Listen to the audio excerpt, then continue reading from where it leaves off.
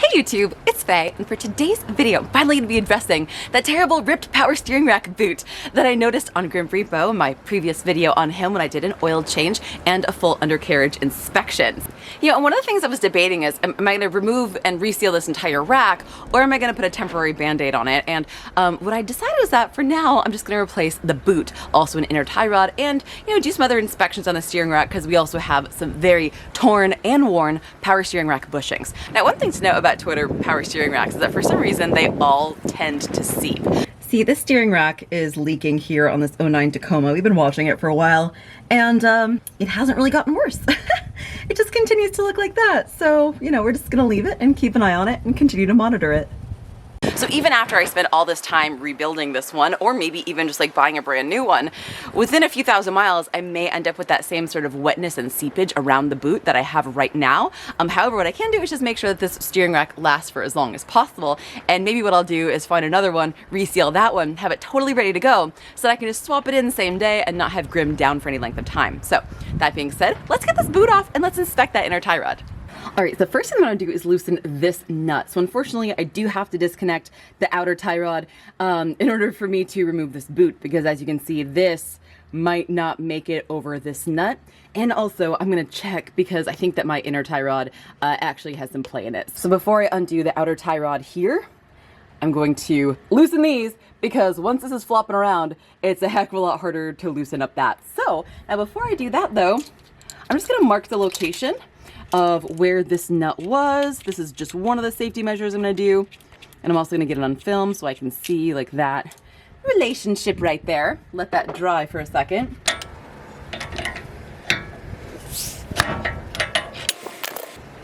Okay, so now that it's loose and I can get it by hand, I'm gonna leave it there and I'm gonna move to the outer tie rod and getting that undone. Why did I do this? What a mess I made in this cotter pin last time. I'm gonna replace this, so if I damage it, not worried. I got my 19mm socket. Heck yeah. Now I'm gonna get that front end service kit.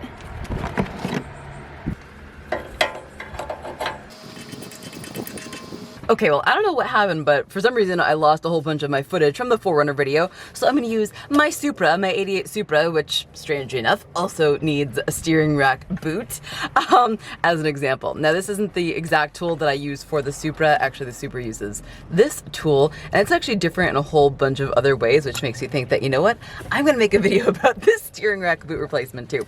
But anyway, for some reason I lost this footage. So this is the tool that I used, and this does not fit quite on the Supra the same way it does in the 4Runner, which is why I use this one instead.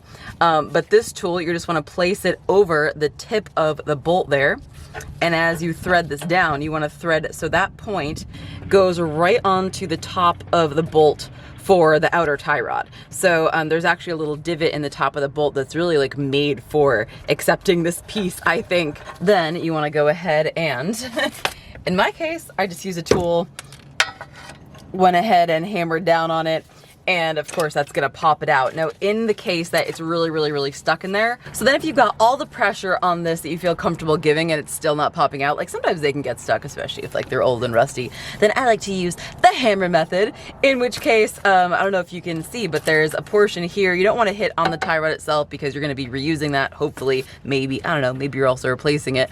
But I'm gonna be hitting right here on the side of the knuckle, just giving it some taps, some gentle taps. Not really that gentle, but now that I've actually hit some of the dirt away, you can see that there's like a flat spot here, almost as if it's like designed to be smacked against. I don't know, I think it is. And sometimes I actually like forego this altogether, forego this tool and use the double hammer method, and smack with a hammer on both sides. However, the clearance on the Supra as well as in the 4Runner is not that great. You don't have a ton of room for the double hammer method, which is why I've got this tool going on. So after you get this out, then that is where I'm going to pick it back up on the 4Runner. All right, now I'm going to do a trick that was taught to me by a former shop foreman of mine. And that is, not only am I going to use this paint mark, but I'm also going to keep track of how many threads I have thread in this outer tie rod into the inner tie rod. And I'm going to do that by counting full revolutions. So I'm going to hold it up like so, because that's the position I started from. And we'll just move that back so I can keep my mark. There it still is. Okay, so I'm going to go 1, 2, 3.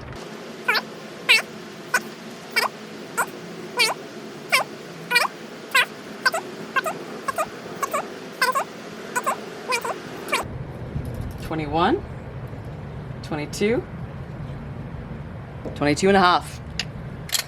All right, and now that I know it's 22 and a half, I'm just gonna write that somewhere that I can see 22 and a half. Because if I'm in a shop and I'm gonna be doing the other side as well, I don't wanna forget like which side is which. They should be pretty similar. So you don't wanna write it down on a piece of paper and then mess it up. And you also wanna be able to compare it side by side. All right, next I'm gonna remove this clamp here.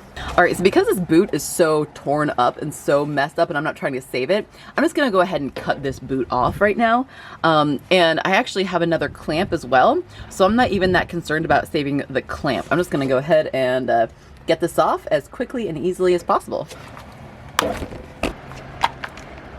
All right, so now we're gonna inspect the inner tie rod. And we can see that this is super loose and floppy, which is quite different from the new one that I have here. Ugh. Wow. Oh, okay. I'm not strong enough to even like move that at all.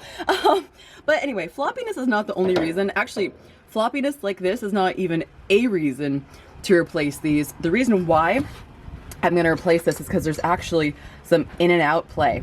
So if I pull in and out, I'm not sure if this is getting really across on the camera at all, but I can feel a clunk in there. There is quite a bit of in and out play, and that also translated to slop in the steering wheel, which I definitely felt. So I'm gonna go ahead and remove this, replace it with my new one, clean up this grease and actually re-grease this in here. And it actually does not look like the leak inside is that bad. Looks like that boot has actually been split for quite some time, because you see the rust on this? Ooh, and I'm actually, oh my gosh, there's actually a whole bunch of debris on this. So this boot has been split for a lot longer than I knew to pay attention to. Oh my goodness, we're gonna clean this up really well, get all the debris out of here, and give that seal inside the best chance of sticking around for as long as possible. I'm also gonna turn my steering wheel all the way to the left and expose as much of this as possible and clean that all out. Although I suppose I don't have to show y'all me doing that, because that's kind of boring. You get the idea. I'm just gonna clean it with a rag. All right, next we got these little lock washer. I've got to undo. Right, there's one side and there's on the other side. Then we got our 30 millimeter on that inside edge, and our 42 millimeter. Actually, you know what I'm gonna do? Is I'm gonna get my tie rod end puller, which is the weirdest tool ever. This is a very interesting tool. That looks like a 42. Yeah. All right, so put that like so. Like so. I never really lock them into place. Alrighty.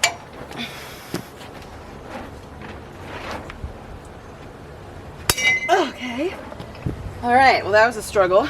Take this one off. I'm trying to like spin it from down there. It's not doing anything. Also, like, look, is that the grease or is that rust? I'm gonna say that that's both. Set my washer aside, although I'm not gonna reuse it. Let's see if you can actually see now the play in there. Gosh, it's hard. It's really hard to show. So you can see that I already cleaned everything off really well with my little bristle brush here and some brake clean and a rag. And I'm gonna lube that back up once I'm ready to put everything back together. But right now, actually, I'm gonna clean out. I'll put that tool aside. Put that away later. I'm gonna clean out the inside of that. There was clearly Loctite on there, so I suppose I should put Loctite back on there. We're gonna start with putting my new lock washer in there. However, I need the whoops, not this guy, not the old one. I need the new one to hold it into place. I know y'all are judging me right now and saying that's not a Toyota factory part, Faye. Whoa, and that's way too much Loctite. I got this for free, so I'm just gonna use it since I think I'm gonna have to, eventually I'm gonna have to rebuild the whole rack and do a lot more. But this one was free, so I'm just gonna install it, people. All right, this one also a 42. Well, that's good at least. Good enough.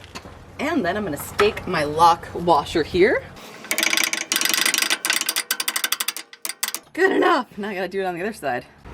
All right, so now that I've got that installed and I've got both little tabs on either side, I mean, you don't really have to do all four, just two is enough.